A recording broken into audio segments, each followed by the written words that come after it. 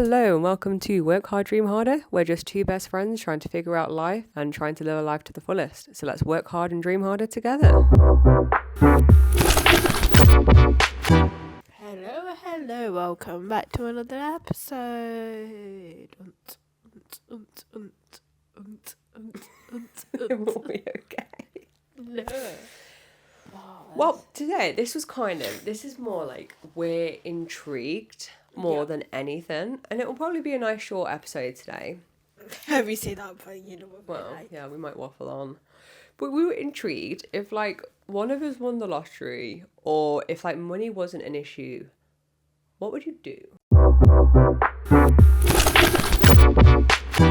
We're like talking like the max of like the lottery in it, like quite a bit on there, right? Wait, what's the best lottery you can get? I think the best one that one where, like, for 30 years you get like 10,000 a month or something. I don't even know, but That seems excessive. Surely that's not right. I don't know, but I think like the best one you can get is it's like set for life, and you get like a certain amount per month for 30 years. Which if I had to win a lottery, I want that one, because at least you're not just getting like one lump sum of money and then bye. Would you tell people that you won the lottery? No. No, same. If you tell people you've won the lottery, all of a sudden everyone's your best mate, everyone's struggling, everyone needs your money, and I want to make that decision for myself without sob stories. Yeah. That sounds so heartless, doesn't it? No, but BBC used to have this program called The Syndicate, where they, a group of people put in like money, and then like a group, and then they get the lottery, right? And then it was like this dramatized, like so dramatic, like these group of people get normal lads and lasses and whatever. What the fuck would I say that? I don't know. What the hell? You're gay? No, there's something in that Vix, I'm telling you. No, there was no like people, just you average Joes, right? And it was just like so dramatic because they obviously publicised that they won the lottery. And I was like, yeah, nah, because you never know people's true intentions. Yeah. I know, like, of so many stories where someone's come into a windfall or got loads of money, and then someone's just Fobbed them over. Yeah, like managed to somehow rob it or fake married them for the money or managed to get them in their will, or like you hear it all the time, don't you?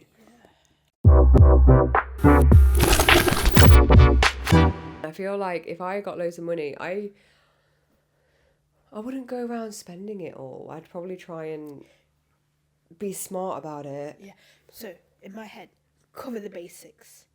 Like plot of land, a house, and then maybe because I think I would just be like, whether do you want a new house, we'll buy one together, or create from the Yeah, from the bottom up. Yeah, I think maybe that's what I do first. See, I would buy a house, but don't be stupid with it. You hear of people all the time, they get bankrupt after winning the lottery because they bought like an 8-bedroom house with gaming rooms and stuff. Buy a house that you can afford the upkeep of when your money has run out. So yes, buy yourself a nice 3-4 bed house, go for it. Can you keep with the upkeep? Can you afford it? I'd be smart. I'll go in the location like high yield. Like if I wanted to sell it, it'd be very marketable. Like you'd get the money back for it. So I think I would have like bare minimum like necessity, maybe nice area. Like if I wanted to settle down, like I could see myself living there. But definitely, yeah. Yeah, because I thought my mum's already paid off a mortgage, so I can't even need. You know what I mean? Like, or I'd just be like, give back to my mum a little bit. Yeah, obviously, like I'd help people out. Like, I don't think I'd give people money though. I would experience or something. Yeah, give them experience or give them something they need. Like my parents are a few years away from paying their mortgage off. That's not a lot of money. I'd maybe just finish it off for them, you know.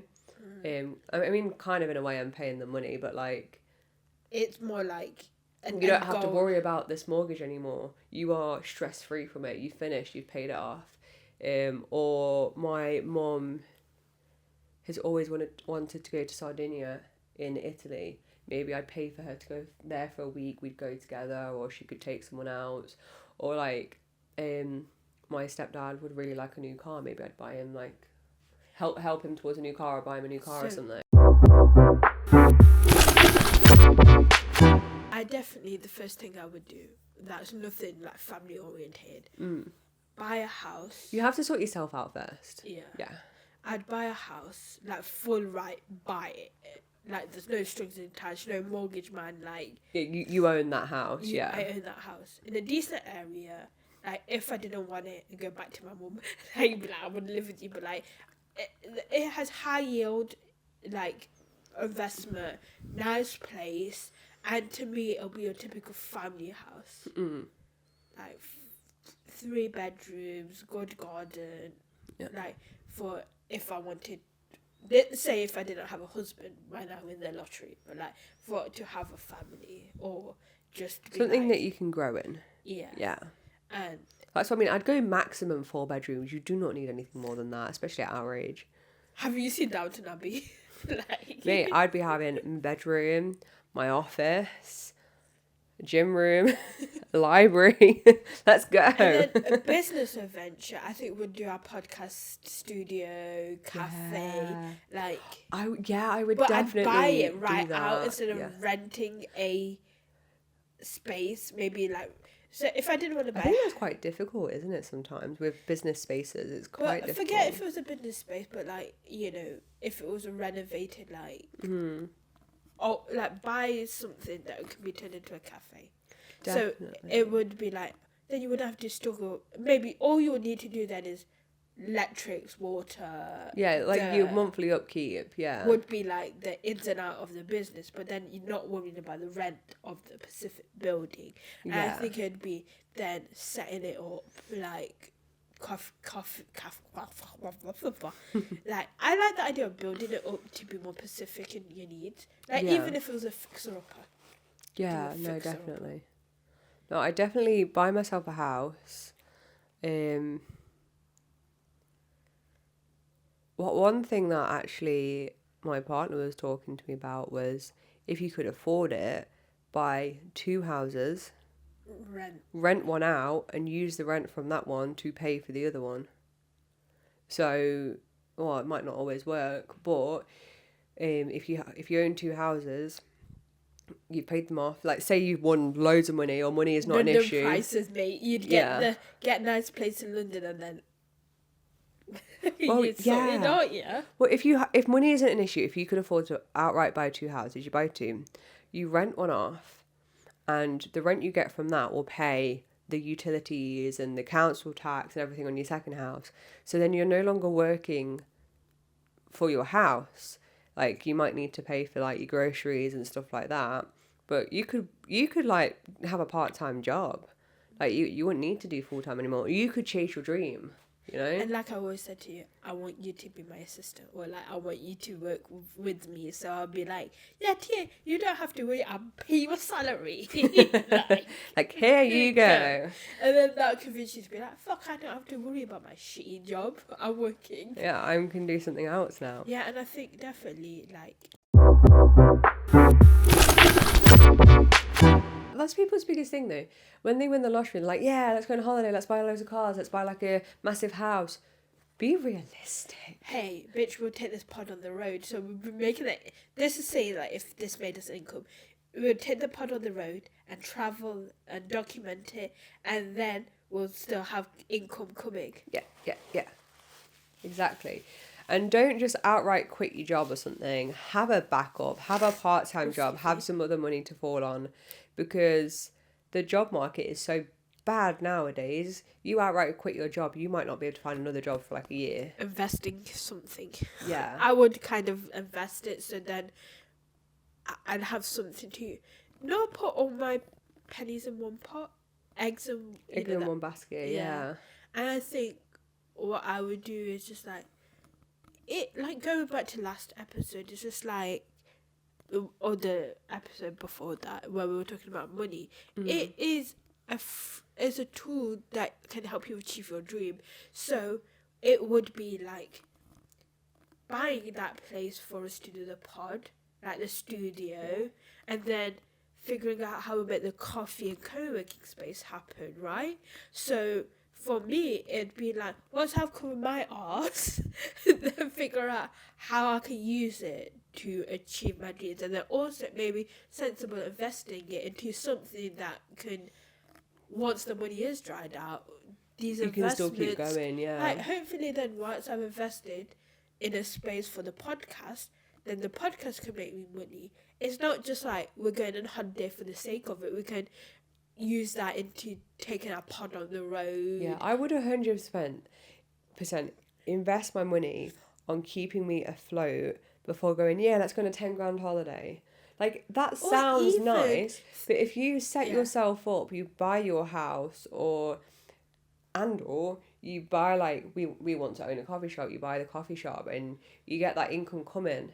Then when you've got what you get left over, go ham with it. You've got disposable income at that point. Or you still act like you're broke. Yeah. And then figure out the cheapest holidays, or like, say if you wanted to not skimp on stuff, you have the luxury, but still having the mentality that when it's all gone, it is going to be gone.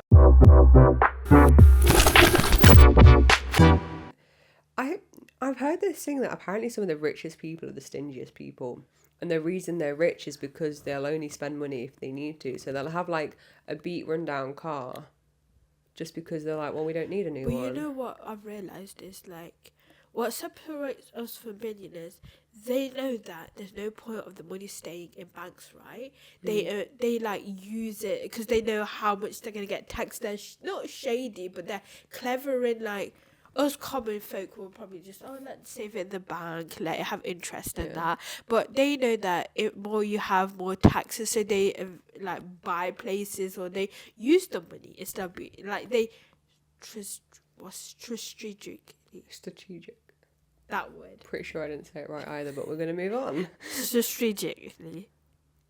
They're strategic. Yeah, there we go. That word about it, because they know, like, why put getting taxed on it when we can use it and then call it they find the loopholes, don't they? Yeah. So I think I'd have that mentality and enjoy it, invest in it, da. But then I also keep in mind that it's not going to last forever. Yeah. I'll be back to enjoy it whilst being realistic about it. Yeah. And hopefully it will help us achieve our dreams. And I think sometimes the people who win the lottery haven't had that amount of money shoved in their face, so you end up buying the car. You know, they do say that rich people do not that quiet luxury, right?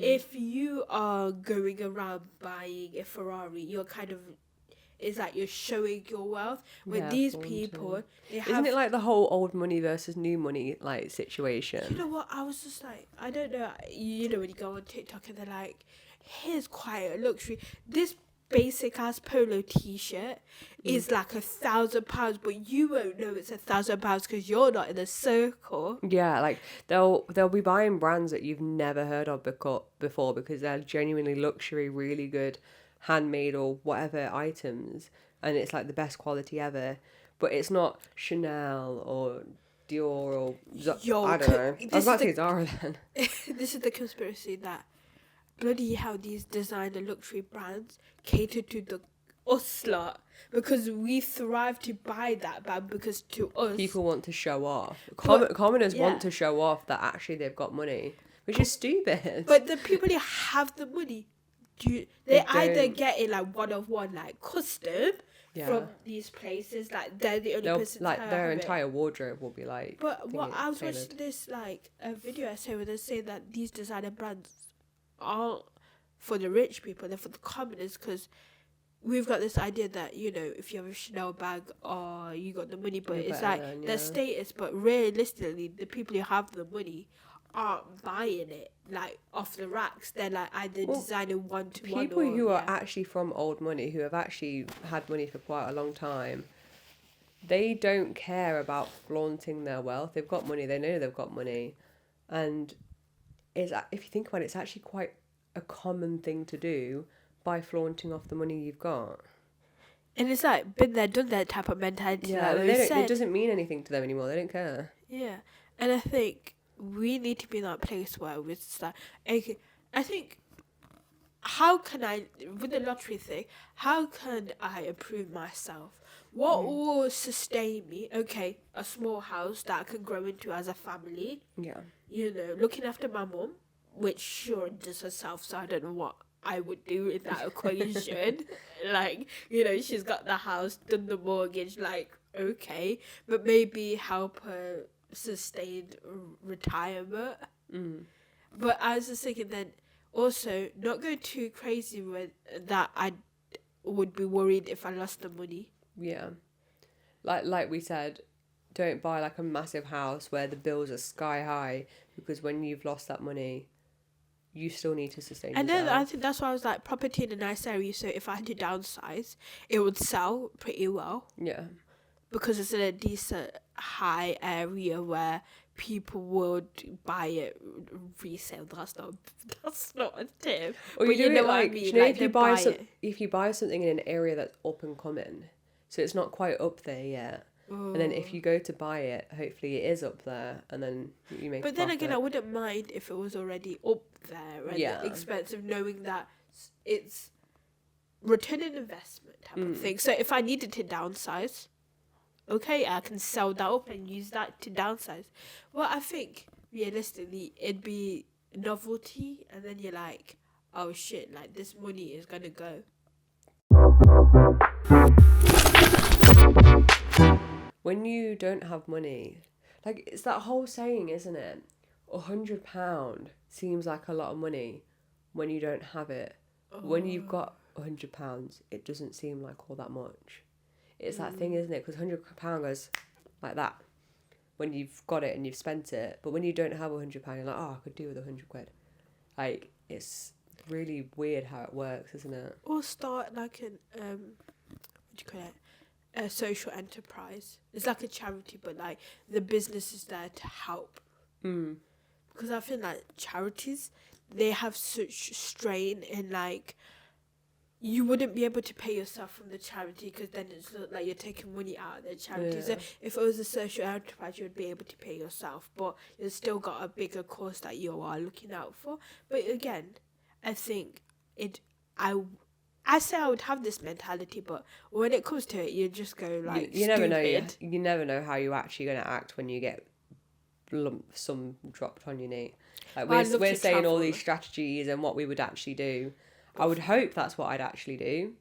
I would hope that I'd be sensible and smart about it, but you don't actually know until you've got that money. But I definitely would not be telling people about it. Or I would love to do a travel like series where I make the content, travel around the world, drag you along, and then, you know, hopefully be like a travel YouTuber or like, I mean, you know. and then be like, can you sponsor me, airlines?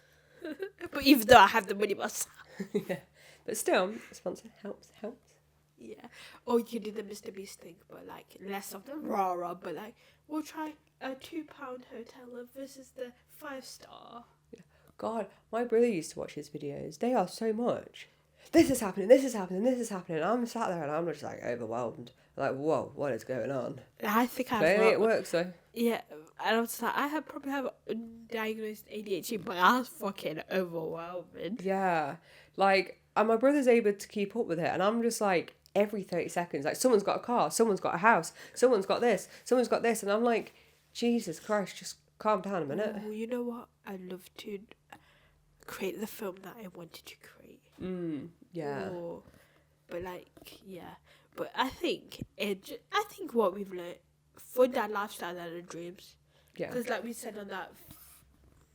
If you win the lottery, be smart about it, but also have fun, because this is a once in a lifetime opportunity, you know?